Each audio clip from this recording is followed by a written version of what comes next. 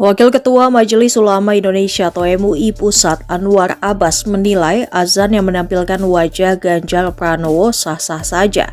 Bahkan kata Anwar Abbas, hal itu justru bagus karena sebagai tanda ajakan sholat. Sehingga sebagai tokoh agama, Anwar Abbas justru melihat tayangan azan tersebut sebagai gerakan dakwah.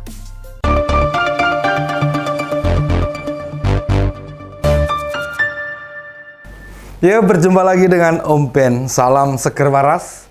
Masyarakat kita itu kalau mendekati pilpres agak sensitif. Seakan-akan pengen ikut ngatur-ngatur. Mestinya ya tahu diri lah, tahu aturan, dan tahu empan papan. Yang terakhir ini lagi rame nih. Soal munculnya Pak Ganjar di acara adzan sebuah stasiun TV. Itu dituding sebagai kampanye terselubung. Kampanye terselubung? Terselubung bagaimana? Lah itu baliho Pak Anies dan Pak Prabowo di berbagai wilayah. Pendukung Pak Ganjar nyantai aja tuh. Nggak ada yang teriak-teriak. Dan lagi kemunculan wajah Pak Ganjar di azan itu berapa detik sih? Bandingkan dengan baliho yang nongkrong di sebuah tempat. Lagian bagi kita nih umat muslim, bukankah kalau mau adzan maghrib, televisi sudah dimatikan? Apa ada ustadz atau ulama mengajarkan, lihatlah adzan di televisi? Enggak ada. Kalau mau waktunya sholat, ya kita siap-siap menunaikan sholat. Bukan malah nonton adzan di TV. Maksudnya gini, maksudnya tayangan itu ditujukan ke ibu-ibu atau perempuan yang kebetulan lagi berhalangan sholat gitu loh. Memangnya nggak ada kegiatan lain? Nyiapin makan malam, membantu anak nata buku pelajaran, menemani anak untuk mengerjakan PR. Atau kalau mau maghrib, nyalain lampu, nutup pintu, jendela, dan sebagainya. Nih, PKS malah menuduh tayangan itu sebagai politik identitas. Ungkapan itu disampaikan juru bicaranya nih, Mas Iqbal. Duh, Mas. Anda itu juru bicara PKS, mestinya bisa membedakan mana politik identitas, mana bukan. Kalau nuduhnya kampanye terselubung, saya sih tidak membantah. Karena itu persepsi orang. Tapi kalau kemunculan Pak Ganjar di adzan maghrib sebagai politik identitas, jelas Mas Iqbal nggak paham. Politik identitas itu yang bagaimana? Mas Iqbal, jangan bikin malu PKS. Dengar nggak kata Wakil Ketua MUI Pak Anwar Abbas itu, yang mengatakan tayangan itu tidak masalah, malah bagus. Justru tayangan itu terkesan positif, membuat masyarakat tahu tingkat religiusitas seorang capres. Duh, Mas Iqbal kok malah tidak mendengar kata MUI. Ingat prinsip yang diajarkan dalam Islam yang berbunyi gini nih. Darul mafasid mukhodam a'la jalbil masoklih, yang artinya meninggalkan kemaslahatan harus didahulukan daripada mengambil kemaslahatan. Artinya tayangan itu tidak ditarik pro kontranya, namun justru jadi kampanye lebih agamis. Atau dicari solusi lain.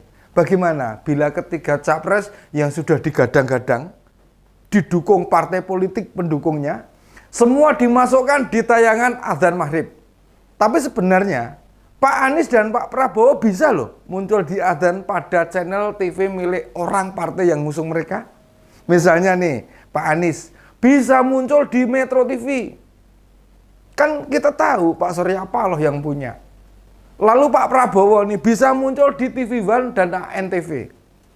Soalnya dua stasiun itu yang memiliki Pak Abu Rizal Bakri, mantan Ketua Umum Golkar. Justru yang harus ditanyakan, kenapa Pak Surya dan Pak Ical yang tidak memunculkan wajah mereka di TV mereka pas adzan itu. Itu yang mestinya dipertanyakan. Bukan malah menyerang Pak Ganjar. Mau dituduh melanggar aturan juga nggak bisa. Pertama nih, secara regulasi mereka belum resmi sebagai capres. Yang kedua, mereka muncul hanya visual, gambar saja. Jangankan ajakan memilih, bersuara saja enggak. Kan munculnya waktu ada suara azan.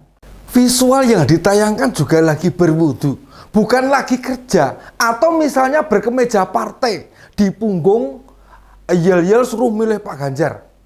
Kan gambarnya bukan itu. Makanya begitu tahu yang disampaikan juru bicara PKS, kok bisa lari ke politik identitas ya? Lawang video Pak Prabowo ikut menghormati acara Natal keluarga adiknya saja, kita biasa saja tuh. Di berbagai channel YouTube tuh ada. Itu tandanya Pak Prabowo menghormati adiknya. Kalau ada yang bilang Muslim tidak boleh ikut memperingati hari besar agama lain, ya silahkan saja. Mau ikut pendapat yang mana, monggo. Ngadepin hidup itu dengan wawasan terbuka. Lihat kondisi sekarang. Pak Ganjar sudah tidak menjadi gubernur lagi. Itu menandakan kalau Pak Jokowi ke Jawa Tengah, otomatis tidak bisa menemui lagi atau menemani Pak Jokowi. Tapi ya biasa saja lah, bukan perkara penting. Sementara Pak Prabowo masih menteri, serta tidak ada kewajiban mundur kalau jadi capres. Peluang Pak Prabowo tampil di muka publik, menemani Pak Jokowi masih terbuka. Lalu apa ada elit PDIP yang usul? Menteri yang sedang menjabat harus mundur bila maju sebagai capres atau cawapres. Enggak ada usulan begitu itu, enggak ada. Bu, sudah. Tidak harus semuanya dikomentari berlebihan. Sudah bilang saja ke Pak Surya Paloh dan Pak Ikal. Suruh tuh wajah Pak Anies maupun Pak Prabowo ditayangkan waktu adzan. Sesederhana itu. Keseluruhan tayangan adzan paling berapa menit sih? Dan memangnya dampaknya besar. Masyarakat Indonesia itu sudah cerdas. Mereka memilih orang bukan karena sukunya, bukan karena agamanya, bukan karena jenis kelaminnya, dan juga bukan karena tampangnya. Apalagi karena partainya. Bukan.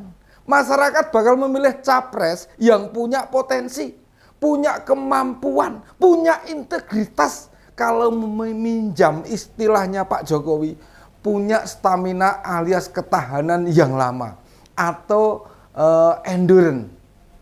Jangan samakan pemilih sekarang dengan 10 atau 20 tahun yang lalu. Yang melandasi pilihan dengan unsur-unsur patron. Dan percuma juga kalian yang kontra Pak Ganjar menyoal kesalehan Pak Ganjar. Beliau dekat bahkan sering ikut di acara macam sholawatan, maulid, Isra Mi'raj, dan lain sebagainya. Jadi syiar Islam juga merupakan bagian aktivitasnya sebelum ditunjuk menjadi capres. Beda dengan dua capres lainnya. Bagi yang belum tahu nih, Bu Atikoh, istri Pak Ganjar, adalah seorang cucu ulama besar NU di Jawa Tengah. Sehingga beliau sangat dekat dengan berbagai ulama NU. Tanpa perlu mengaku-ngaku Nahdiyin. Bisa sebut kapan Pak Ganjar bilang aku wong NU. Enggak. Karena tanpa menyebut itu sudah banyak yang tahu kalau beliau itu NU tulen. Saya sebenarnya malas nih membahas yang beginian. Tapi beberapa teman meminta saya mengupas soal ini. Ya terpaksa dibuatlah. Setidaknya membantu publik menempatkan bagaimana melihat polemik ini dari sudut yang berbeda. Demikian opini Omben kali ini. Salam seger waras.